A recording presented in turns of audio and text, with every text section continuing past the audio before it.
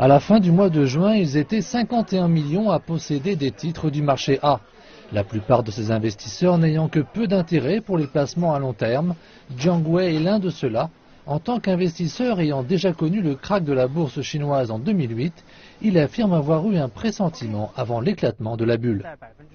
Quand le marché a commencé à s'effondrer, je pensais que ce n'était qu'une introduction en bourse qui absorbait les liquidités du marché. C'est pour ça que je n'ai pas ajusté mes placements. Mais lorsque le marché a poursuivi sa chute pendant 2 ou 3 jours, j'ai commencé à me douter que quelque chose ne tournait pas rond.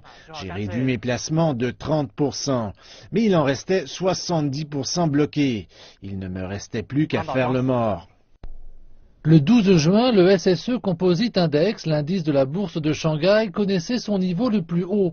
Mais le 8 juillet, l'indicateur sombrait au plus bas. Pour Jiang Wei, les choses ont commencé à aller mieux après les actions du gouvernement destinées à sauver le marché. Mais pour un de ses amis, les choses ont mal tourné puisqu'il a perdu 1 million de yuan, soit 5 fois le salaire annuel de la plupart des cols blancs du pays. Il ne fait aucun doute que les pertes ont eu des conséquences négatives, mais leur impact semble plus limité que les chiffres ne le suggèrent. Tang Jirong est un étudiant de premier cycle à l'université Columbia. C'est aussi un négociateur technique de titres comme il se définit lui-même. L'homme qui a perdu 5% au cours du dernier séisme boursier estime que la population ne devrait pas porter la responsabilité sur le gouvernement ou encore sur le marché. C'est vraiment intéressant. Les gens gagnent de l'argent. Ils aiment le faire savoir. Leurs compétences dans ce domaine, qu'ils sont les meilleurs négociateurs. Mais quand le marché s'effondre, on ne les entend plus.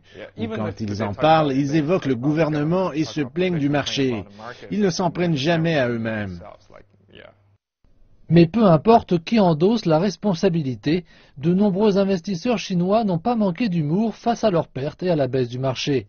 Une des plaisanteries les plus répandues consistait à dire qu'après les pertes d'aujourd'hui, il faudra, ce soir, manger des nouilles dans l'obscurité. La plaisanterie signifie qu'il faudra non seulement se passer d'un vrai dîner, mais aussi d'électricité. Jiang Wei, comme Tang Jirong, soutient le sauvetage du marché orchestré par le gouvernement. Pas vraiment par rapport aux investisseurs, mais surtout pour éviter que les risques du marché ne gangrènent le reste du système financier. D'ailleurs, les investisseurs comptent bien acheter à nouveau dès qu'ils auront le sentiment que les choses se sont stabilisées.